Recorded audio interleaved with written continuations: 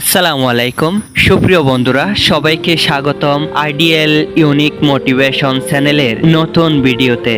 আজকের ভিডিওতে শেয়ার করতে যাচ্ছি ডক্টর আবু আমিনা বিলাল ফিলিপসের কিছু মহামূল্যবান পরামর্শ। বিলাল ফিলিপস ইসলাম ধর্মের একজন নিবেদিত প্রচারক। 1946 সালের 6 জানুয়ারি জামাইকায় এক খ্রিস্টান পরিবারে জন্মগ্রহণ করেন। বড় হন কানাডায়। জন্মসূত্রে নাম ছিল ডেনিস ব্রেটলি ফিলিপস। 1972 সালে তিনি ইসলাম ধর্ম গ্রহণ করেন। মুসলিম হওয়ার পর মদিনায় ইসলামী বিশ্ববিদ্যালয়ে ইসলামিক থিওলজিতে সর্বোচ্চ ডিগ্রি অর্জন করেন।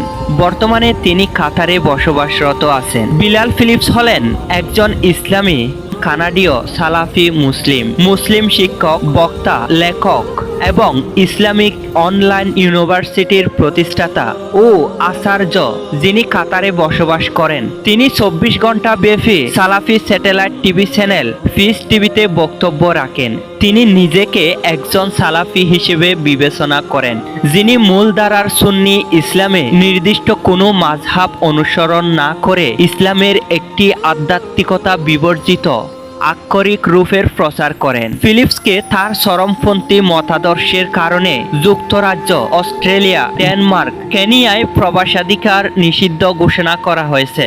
জার্মানিতে পুনঃপ্রবেশ নিষেধাজ্ঞা আরোপ করা হয়েছে। বাংলাদেশ থেকে প্রস্থানের আদেশ জারি করা হয়েছে এবং সন্ত্রাসী কর্মকাণ্ড সংগঠনের উদ্দেশ্যে লোক নিয়োগ ও উস্কানির জন্য ফিলিপাইনে গ্রেফতার করা হয়েছে। ফিলিপস তার সমালোচনার জবাবে বলেছেন যে তিনি একজন মধ্যপন্থী, যিনি ইসলামের নামে সন্ত্রাসবাদ বা আত্মঘাতী বোমা হামলাকে অনুমোদন করেন না। চলুন শুরু করা যাক বিলাল ফিলিপসের কিছু মহামূল্যবান পরামর্শ ও বাণীসমূহ।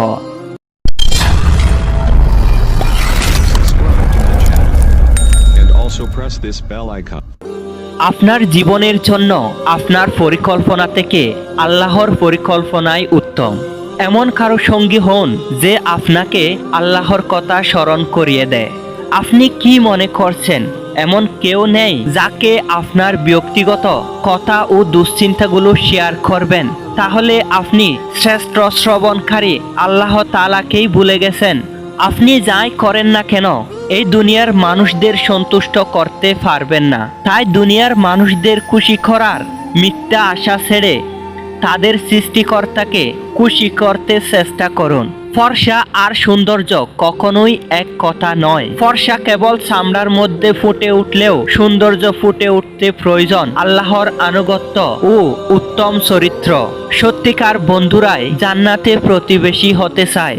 আপনি যত বেশি আল্লাহর উপর ভরসা করবেন, আপনার পক্ষে ধৈর্য ধারণ তত বেশি সহজ হবে। আপনার পাপগুলো আল্লাহর দয়া থেকে বড় নয়। মুসলিম হিসেবে জন্মগ্রহণের চেয়ে মুসলিম হিসেবে মৃত্যুবরণ করতে পারাটাই অধিক গুরুত্বপূর্ণ। এমন কাউকে ভালোবাসা উচিত নয় যে আল্লাহকেই ভালোবাসতে জানেন না। যেখানে আপনি আল্লাহর নিকট প্রার্থনা করছেন সেখানে চিন্তিত হওয়ার কোনো মানে হয় না। প্রয়োজন শুধু একটু ধৈর্য ধারণ করা। আল্লাহর পক্ষ হতে নির্ধারিত প্রতিটা বিষয় আপনার প্রতি সুবিচার। প্রয়োজন শুধু আপনাকে তার প্রতি আস্থাশীল ও নির্ভরশীল হওয়া এবং তারই উপর ভরসা করা। একাকিত্ব সব সময় একটু বিরক্তিকর মনে হয়, তবে যে তার প্রভুর আনুগত্য করে সে কখনো একাকিত্ব অনুভব করে না। আমরা যা শিখেছি তা যদি আমাদের বিশ্বাসের উপর কোনো প্রভাব ফেলতে না পারে, আল্লাহর কাছাকাছি আমাদের নিয়ে যেতে না পারে, আমাদের বিশ্বাসকে আরো মজবুত করতে না পারে, তাহলে এর অর্থ হচ্ছে আমাদের উদ্দেশ্যে নিয়তে ভুল আছে। আপনি যেদিন উপলব্ধি করবেন ইসলামের জন্য কি বিশাল পরিমাণ কাজ করা প্রয়োজন অথচ হাতে কতটা কম সময়, সেদিন বুঝতে পারবেন ছুটির দিন কাটানোর মতো কোনো সময় নেই। বন্ধুরা, শেষ করছি আজকের মতো। ডক্টর আবু আমিনা বিলাল ফিলিপসের উক্তি ও পরামর্শ থেকে যদি শিক্ষণীয় কিছু পেয়ে থাকেন তাহলে আপনার প্রিয় মানুষদের কাছে ভিডিওটি শেয়ার করবেন। অপেক্ষা করুন, আপনাদের সাথে আবারও দেখা হবে শিক্ষণীয় কোনো ভিডিওতে। ধন্যবাদ সবাইকে।